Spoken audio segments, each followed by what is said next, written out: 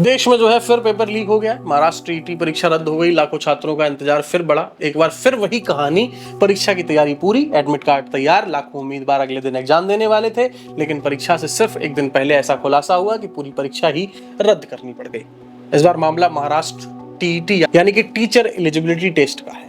28 जून को होने वाली इस परीक्षा का प्रश्न पत्र परीक्षा से पहले ही लीक होने की पुष्टि हुई। इसके बाद राज्य सरकार ने परीक्षा तत्काल प्रभाव से रद्द कर दी। इसका असर करीब 6,12,000 से ज्यादा अभ्यर्थियों पर पड़ा जो इस परीक्षा में शामिल होने वाले थे। अब सबसे बड़ा सवाल यहाँ पर यही है कि जब देश में पहले ही पेपर लीक इतना बड़ा मुद्दा बना हुआ है, तब भी ऐसी घटनाएं आखिर रुक क्यों नहीं रही हैं?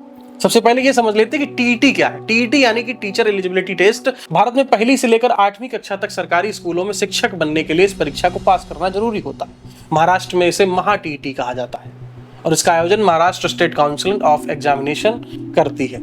इस बार परीक्षा 28 जून को आयोजित होनी थी, लेकिन 27 जून की सुबह भिवंडी पुलिस को सूचना मिली कि कुछ लोगों के पास परीक्षा से जुड़ा गोपनीय प्रश्न पत्र मौजूद है। सूचना मिलते ही पुलिस ने तड़के करीब 4 बजे कई जगहों पर छापेमारी की। मौके से मिले दस्तावेज जब अधिकारियों ने असली प्रश्न पत्र से मिलान किया तो पूरी तरह मेल खा गए और यहीं से साफ हो गया कि परीक्षा से पहले ही पेपर जो है वो बाहर आ चुका था। पुलिस ने इस मामले में 3 लोगों को गिरफ्तार भी किया। जांच भी शुरू कर दी गई। इसके बाद शिक्षा विभाग ने परीक्षा रद्द करने का आदेश जारी कर दिया। सरकार का कहना है कि उम्मीदवारों को दोबारा आवेदन नहीं करना होगा और नई परीक्षा तिथि जल्द ही घोषित की जाएगी। लेकिन सवाल सिर्फ नई तारीख का नहीं है। असली सवाल यह है कि परीक्षा से पहले प्रश्न पत्र बाहर कैसे पहुंचा, पेपर किस स्तर पर लीक हुआ, क्या सुरक्षा व्यवस्था में सेंध लगी या फिर किसी अंदरूनी नेटवर्क ने पूरा खेल किया। अब ऐसे सवाल जिनका जवाब अभी तक सामने आया ही नहीं है। दरअसल महाराष्ट्र में यह पहली घटना नहीं है। साल 2025 में भी महा टीईटी परीक्षा से जुड़ा पेपर लीक का मामला सामने आया था।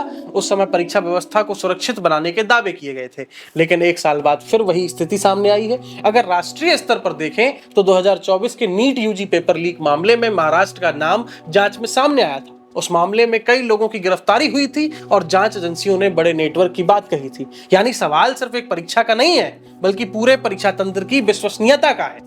मीडिया रिपोर्ट्स के अनुसार पिछले 2 दशकों में देश भर में कई बड़ी प्रतियोगी परीक्षाओं में पेपर लीक के मामले सामने आ चुके हैं और हर बार जांच होती है, गिरफ्तारियां होती हैं, लेकिन छात्रों के मन में भरोसा पहले जैसा वापस नहीं आ पाता। और इसी बीच इस घटना पर राजनीति और तेज हो गई। विपक्ष ने राज्य सरकार पर परीक्षा व्यवस्था को सुरक्षित रखने में नाकाम रहने का आरोप लगाया है और पूरे मामले की निष्पक्ष जांच की मांग की है।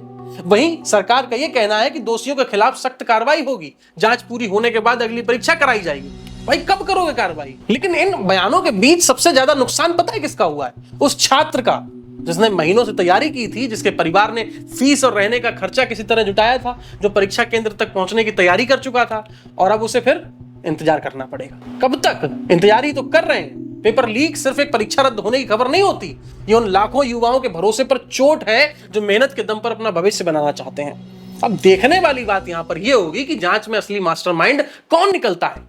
क्या इस बार सिर्फ गिरफ्तारी होगी या फिर परीक्षा माफिया के पूरे नेटवर्क तक कार्रवाई पहुंचेगी? क्योंकि सवाल सिर्फ महाराष्ट्र का नहीं है, सवाल पूरे देश की परीक्षा व्यवस्था पर है और उस पर भरोसे का है। कैसे भरोसा किया जाए? आप क्या सोचते हैं? अपनी राय हमें कमेंट करके जरूर बताइए। फिलहाल के लिए इतना ही। आप देख रहे थे न्यूज़ फीड और मैं शिवम यादव हूं आपके साथ। धन्यवाद।